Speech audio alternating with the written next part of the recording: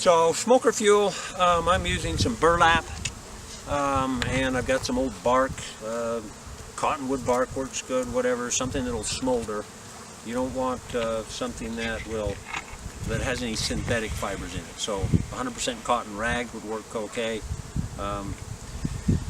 You want something that produces a cool smoke. We don't want flames shooting out the end of the smoker.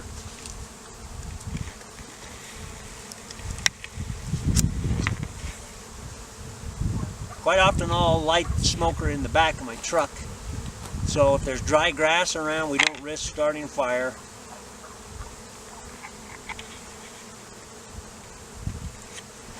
Go first, and then I'll push it down inside the canister.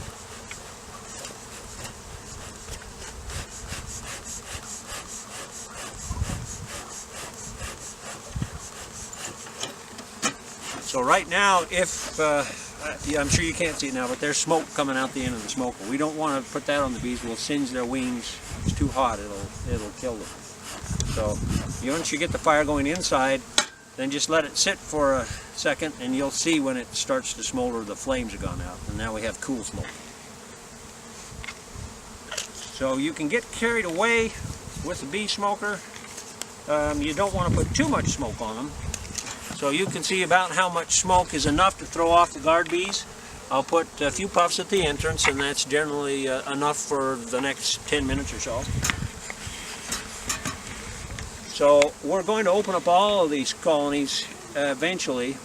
So right now I'm going to smoke a few of them ahead of me so that they'll have time to settle down before I get there.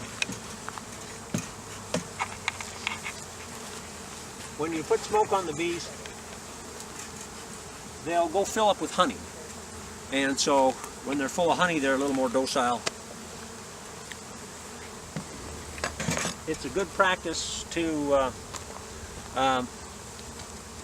open the hive. You put a little smoke in there, and then I'll just let it close for a minute and just wait for a minute before I get in there. Then they'll calm down. It's not so much of a surprise for them when I open it up. Now this colony is using the entrance in the back. Today we're seeing a lot of pollen coming in. If you've noticed, you probably saw apricots in bloom on your way here.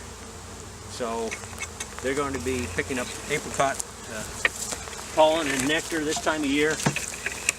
There's lots of other sources out for them too.